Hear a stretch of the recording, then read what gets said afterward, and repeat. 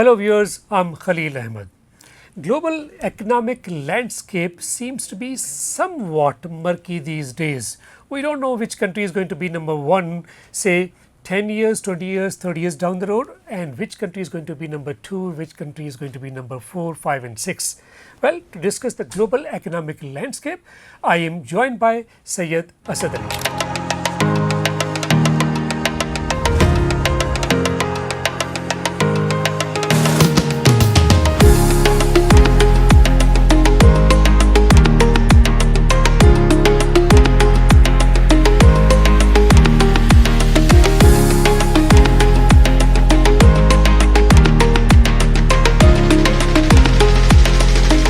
Welcome to the show. Thank you. You're most welcome. So, let's talk about transparency. How significant is transparency for good governance? Like when we talk about China, people do say that they have purged corruption. There's zero level of tolerance as far as corruption is concerned. And transparency is something which is the buzzword these days for the progress and prosperity of any country in the world. Yeah, I mean, China is a great example in many things. Of course, in the last 20 years or so, 25 years, they have achieved amazing results. You know, I mean, in 1990, Pakistan's GDP was ahead of China and India both, and Bangladesh, much ahead. And obviously from less than around $200, they have achieved. They have come to $12,000, and we were $300 or so, and we have reached only $1,500 or so. So they have done remarkable work, and all of that came after Deng Xiaoping, really, when they opened up the economy, and it's a very unique system that they have. Political parties dictatorship, but at the same time they opened up the economy. But then I think it seems that their political party is really great in terms of making teams and governance and curbing corruption and all that. But at the same time, they also have issues like there is lack of transparency in a lot of things compared to US and many other countries, and that is one reason why, because private entrepreneurship is not encouraged, or the opportunity is not as much as in these in an economy like US. Though it is now a mixed economy. Yeah, even a person like Alibaba, who was one of the greatest entrepreneurs, he was taken away and he disappeared. But that for that quite will some not time. have, for quite some time. So you see, I mean, just to give you this perspective, I used to be country managing director, country managing partner of Deloitte in Pakistan, and I used to attend our world meetings. So in 2007, 8, 9, 10, at that time, all the predictions were that China will overtake US economy in terms of absolute GDP by 2020. But in the last 5-6 years, the situation has changed. Instead of taking over, the gap is widening now. There's a gap of around $10 trillion. Exactly. Like the US economy at the moment is around $29 trillion. It's going to be 29, it's around 27 and a half, and they are at 17 or half or so. Right. So yes, $10 trillion. It was much less, so it's growing because if you look at all the top innovators, whether it is NVIDIA or Apple or Microsoft all Americans. or Google, these are the companies which have changed the world, and they are all US companies. So, and US markets, and it's the markets also, US capital market is 200%. I mean, it's 58 or 50. If the US economy is 27 trillion, then the US GDP is probably 55 or 59 trillion dollars. One more thing which is being observed, that is that we do talk about Taiwan as being the world's leading chip maker. Now it is shifting towards the USA. Like you talked about NVIDIA, there are Yeah. plenty of other companies also. It means US is investing plenty of amount in research and in the development of the chip making.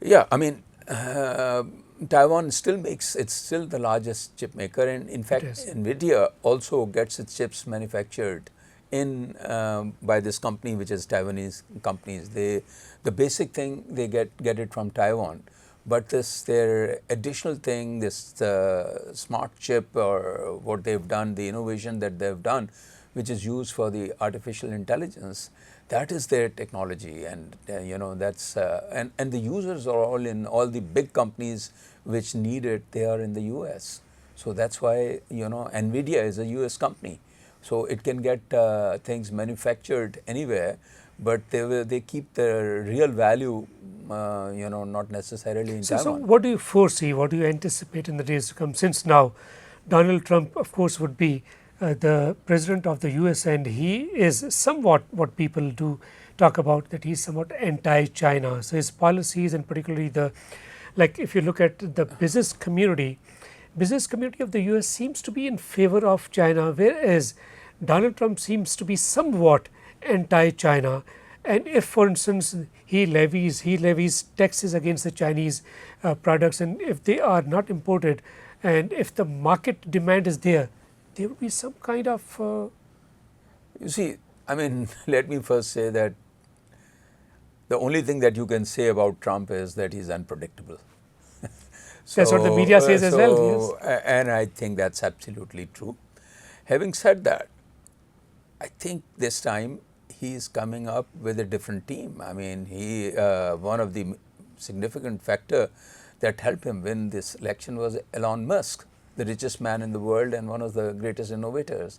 And he has identified his proposed Elon Musk to be the minister for Department of Efficiency. They are creating a department. Elon Musk is coming to cut the bureaucracy in the US. So, but then there are people who are saying that the longest time anybody can last, any sensible person can last with Trump is maybe a year or so. and So it's Elon Musk was and also interestingly, to complicate things further, they initially announced that Elon Musk will be the head of Department of Efficiency, and then he has announced another guy Vivek, who is going to jointly handle it. the Indian So Vivek. I think this guy Indian. So the people are saying that that means confusion. So I mean, look, I mean, there are a lot of people now positive about Clinton as far as U.S. economy is concerned, but then U.S. economy depends on other economies as well. It's so they. I think it's not, Trump is not going to override everybody, and he has a lot of advice, and I don't think he will do too many stupid things. And overall, the ecosystem of the US is so strong and so robust, the entrepreneurial ecosystem, that the great ideas and the great founders and the great enterprises are still being made in the US. And at this particular juncture, when people do say, the economists do say, the business community leaders do say that there is every likelihood that by 2050, China will be #1 economy. So still there are skeptics. They So in the new game, you see, now in the 21st century, we started with internet, and after internet, we had these smartphones. So with the digital age started in early 2000s and speeded up, and then came the artificial intelligence, data and artificial intelligence, the new age. After the chat GPT, OpenAI, I think the impact of AI on our lives is phenomenal. immense. It is so much. There is this guy Peter Diamandis. He says that by 2030, there will be two kinds of companies: those who will be using AI and those who will be out of business. So when you look at AI, and they are also predicting, Elon Musk and a few others, that AI is already in many ways ahead of human brain in terms of computation power and in terms of speed. It's phenomenal. You can get information at the tip of your finger at a click of a button, and you can get now any information.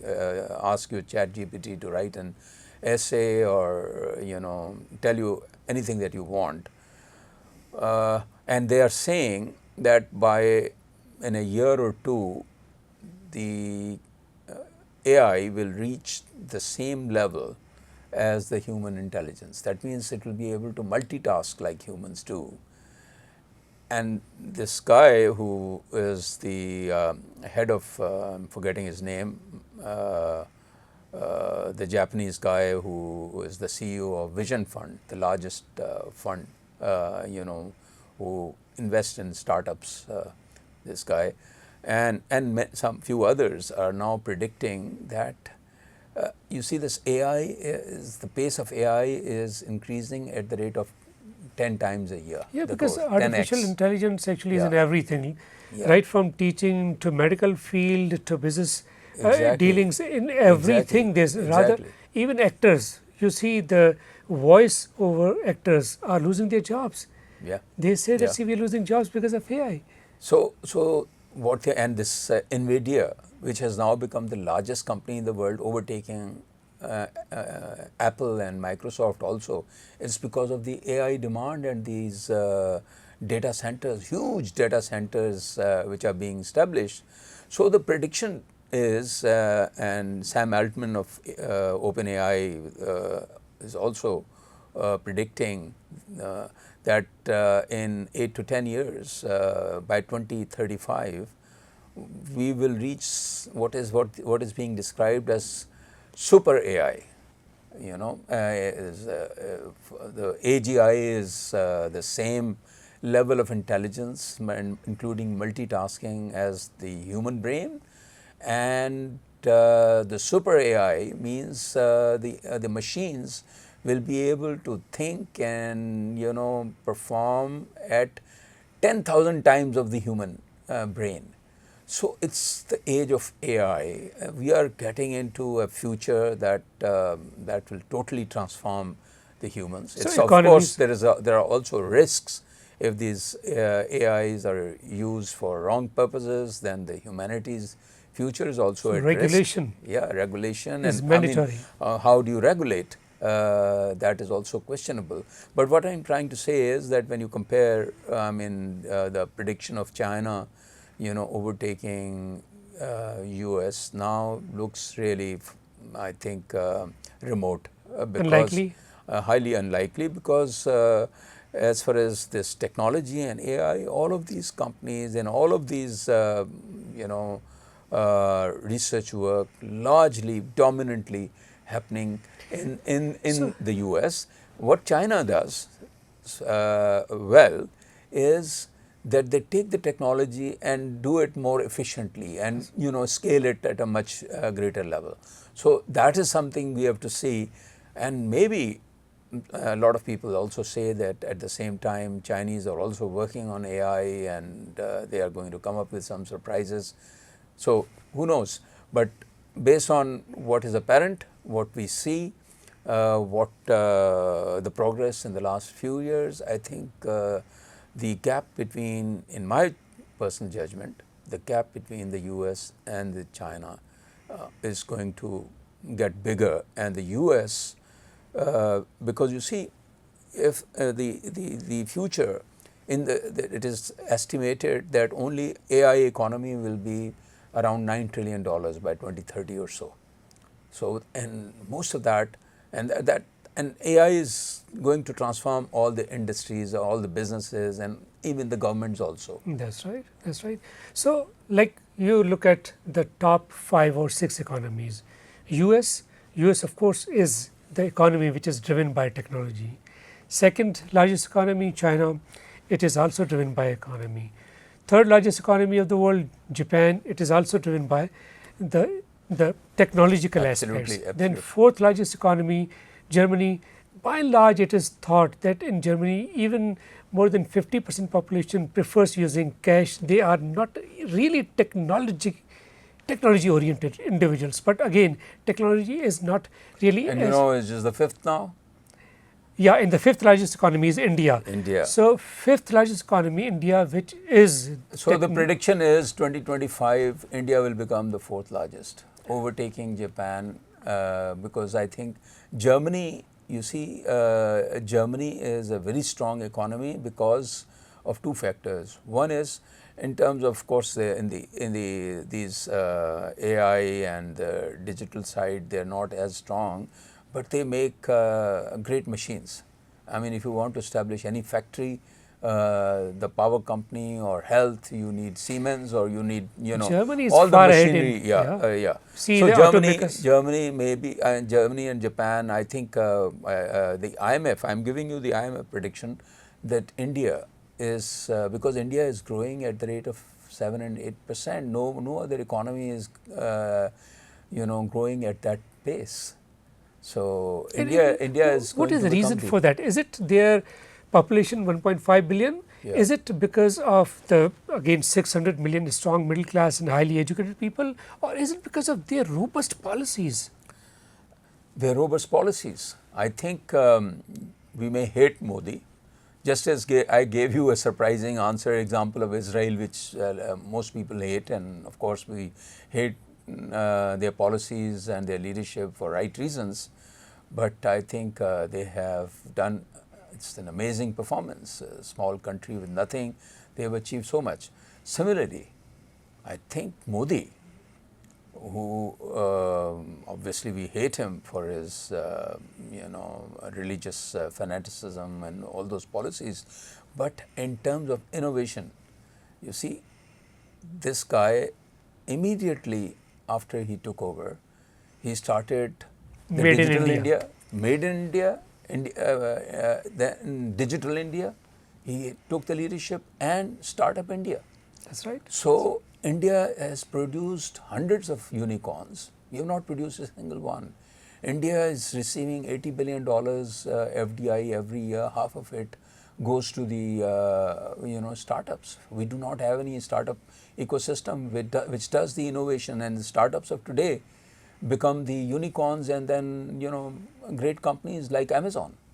I mean, NVIDIA and Amazon, these companies were established just 30 years ago, in late 90s. Yeah, yeah. Amazon, which is the largest, you know, e-commerce company, Online fourth or e-commerce. fifth largest company, more than, you know, $2 trillion In company. 90s when it started It its started in operations. 97, its IPO, and then it continued to incur losses for years. We do not even allow companies here to list if they are incurring losses. I mean, I was on the policy board of SECP. We didn't allow such companies. You have to have 3 years profit history. All great companies initially incur losses. That's right. So I was able to persuade the board there, and we got it changed, and I think now they can allow, but still there is, our thinking is so traditional. We do not promote these innovative companies. You know, we do not have the ecosystem. Today, I don't know, you may have seen my post.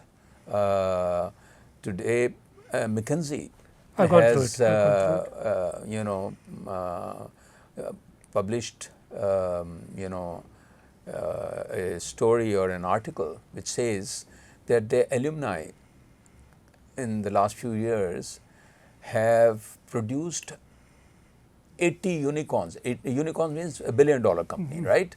And the collected value of all these companies, just one company, you know, consulting company, is $335 billion, almost 80-90% of Pakistan's GDP. Monumental. And then, you know, if you look at the US universities, universities like Harvard and Stanford and, you know, MIT, if you look at what their alumni has done, all of these companies were created, Microsoft, Bill Gates was a dropout, Steve Jobs was a dropout from one of these institutions, and this guy was also from Stanford, this guy Jensen Huang of NVIDIA.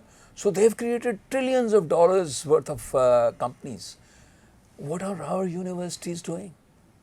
Where is the research? Where is the innovation? Are we focusing on creating a startup ecosystem or incubators and accelerators where entrepreneurs are encouraged and trained? We are actually killing entrepreneurship. We have so many regulations, we have so many, the size of the government is so large that it kills. I mean, Pakistan has the highest tax rates in the world today, you know. So all the countries which have progressed, I remember 25, 30 years ago, when our tax rates were around 25%, these some of the European, corporate tax, income tax, European countries used to have 40% corporate tax rate, you know, but they've cut down to 20% and we have gone to 50%, you know, if you combine the income tax and super tax and, you know, multiple taxes, direct taxes, and similarly the sales tax, 18, 19%.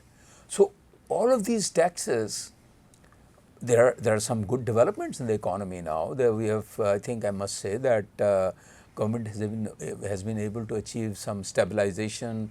The inflation has now come down after 2 years of hyperinflation, I would say, and the interest rates are coming down.